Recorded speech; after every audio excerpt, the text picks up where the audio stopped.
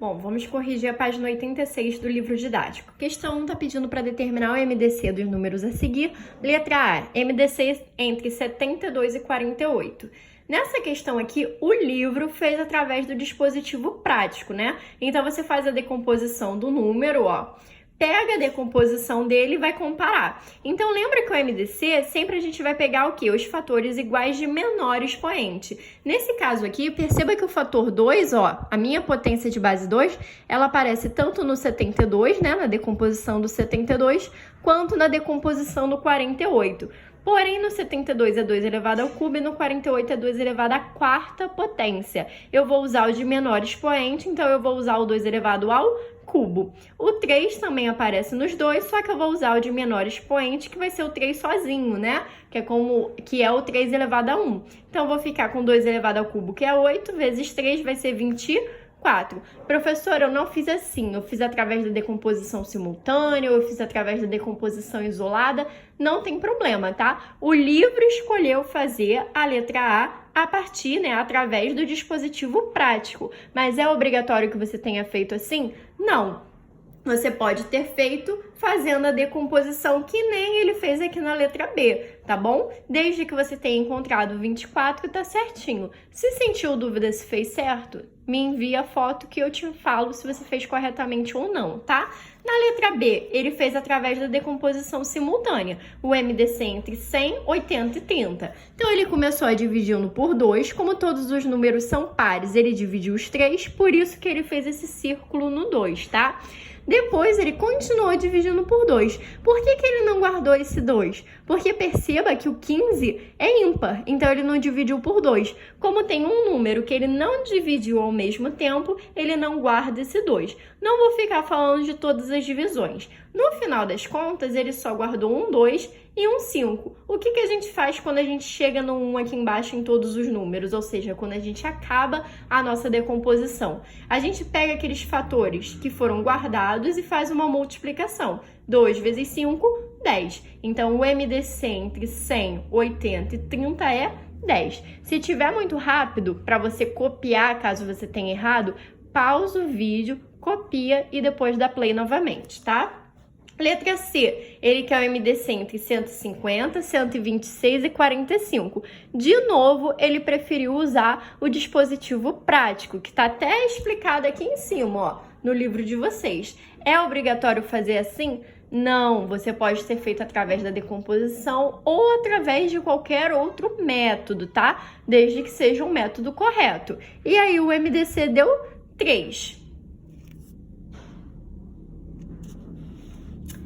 Questão 2. Sendo J igual a 2 ao quadrado vezes 3 ao cubo vezes 5 vezes 7 ao cubo e R igual a 2 ao cubo vezes 5 à sexta potência vezes 7 vezes 11, calcule o MDC de J e R.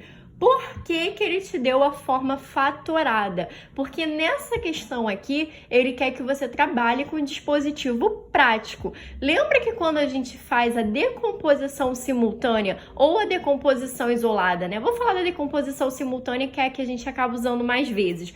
O que a gente faz? A gente só usa aqueles fatores que são em comum. Tá bom? Então, aqui, o que ele fez? Ele pegou a fatoração do número de forma isolada, tá? Ele foi e fatorou o J isoladamente, pegou todos os fatores de formação do J. Depois, ele fatorou o R isoladamente, pegou todos os fatores de formação do R. Para a gente poder saber quem é o MDC, a gente tem que achar aqueles fatores em comum que formam o J e o R ao mesmo tempo, tá? Então, se eu for ver o 2 ele tá presente no J e no R. Porém, como eu tô trabalhando com o máximo divisor comum, eu tenho que pegar o quê? O de menor expoente. Então, no caso, eu vou pegar o 2 ao quadrado. Por isso que ele escreveu o 2 ao quadrado aqui.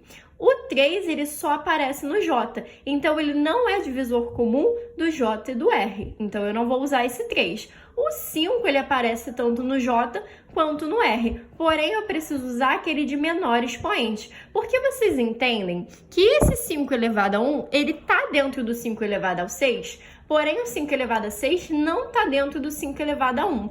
Como eu pego só aqueles números que dividem os dois ao mesmo tempo, eu tenho que pegar o de menor expoente, tá? Então, eu vou pegar o 5 elevado a 1. Por isso que ele escreveu ele aqui, ó.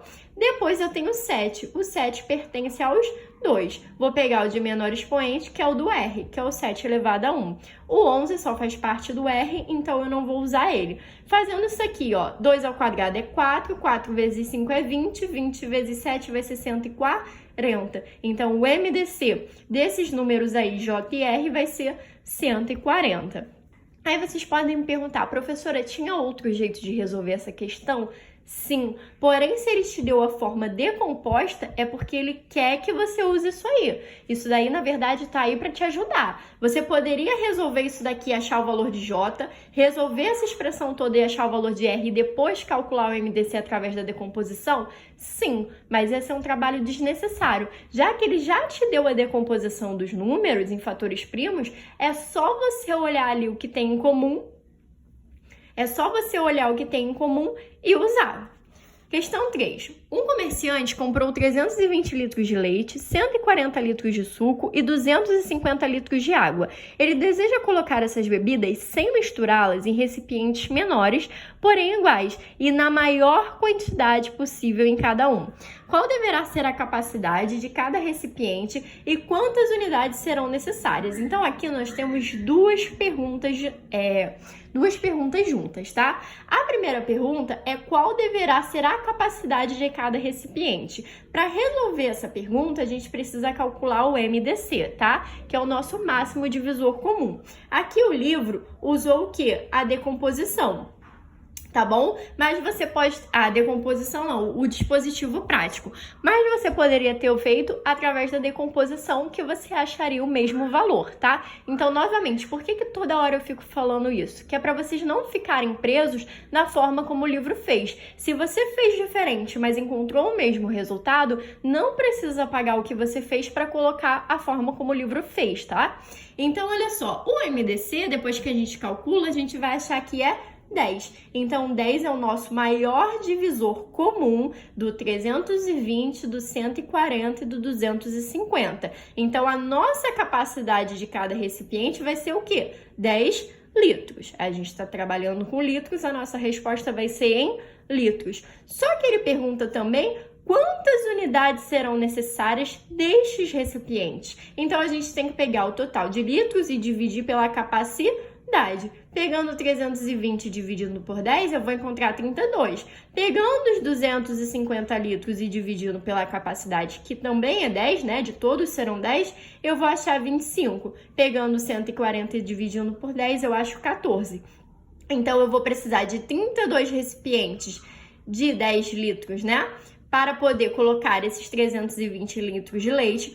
Vou precisar de 25 recipientes de 10 litros para poder colocar os 250 litros de água. Vou precisar de 14 recipientes de 10 litros para colocar os 140 litros de suco. Então, eu vou somar 32 mais 25 mais 14, eu vou precisar de um total de 71 unidades, né? 71 recipientes.